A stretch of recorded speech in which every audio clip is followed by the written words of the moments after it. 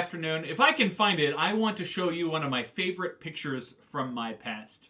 If I did find it, it's on the screen now, but it's of me in college leaning against a pillar that's quite tall. Not terribly tall, but still pretty tall, and there's nothing on top of it. It's not holding anything up, and yet look how big this pillar is. It was taken in Edinburgh in Scotland in what's called Holyrood Abbey.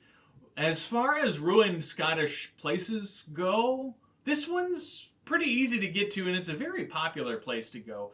But it's been in ruins since the 18th century. It's been in ruins since longer than our country has been a country. It was an old building, even in the 1400s, when the king put a palace right next door that's still in use today. Pretty wild. And there I am, just standing there, touching that history. It's out in the open for anyone to go and see and feel. You know, there's something traditionally integral to what it means to be a church that I want to talk to you about today. And I say traditional for a reason, but maybe more on that in a minute. It's this idea of sanctuary, a sanctuary. Have you ever given that word much thought? Why we use it, what we mean by it, how it intersects with our lives today? Because, you know, sometimes nature preserves are called sanctuaries, where hunters can't go and shoot the animals or anything like that. And there's even that worship song from the 80s, right? Lord, prepare me to be a sanctuary. So we ourselves can be sanctuaries in some way. And old monasteries were places of sanctuary for people where there was this sense of protection. But we also have these places where we worship that we call sanctuaries. Our congregation has a sanctuary too. It was built nearly 100 years ago, and it's getting a fresh coat of paint right now to help it last another 100 years. But what even is a sanctuary? We often think of them as these places to go to get away from the world a little bit, to gather in a sanctuary from the world.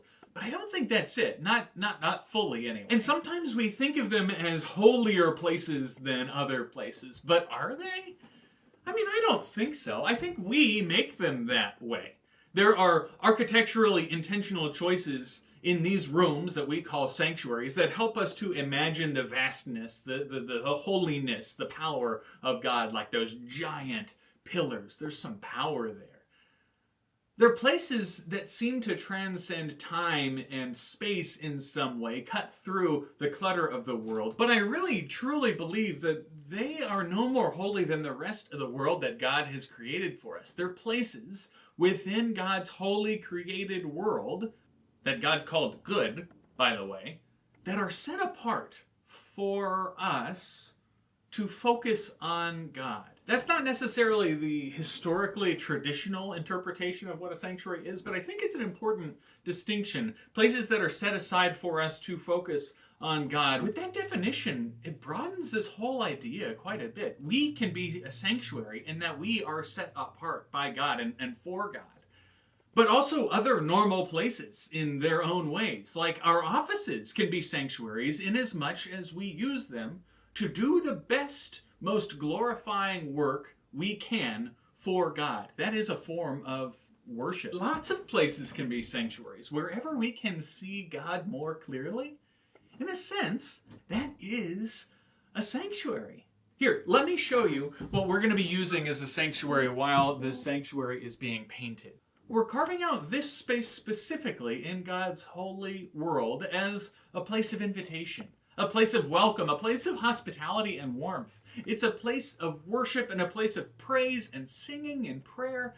It's a place surrounded by our friends and our family, a place where we can pay special attention to God calling us to be in the rest of the world. It's a place, a time and a space that we are creating where we can be inspired and empowered by God to go into the world to be God's people.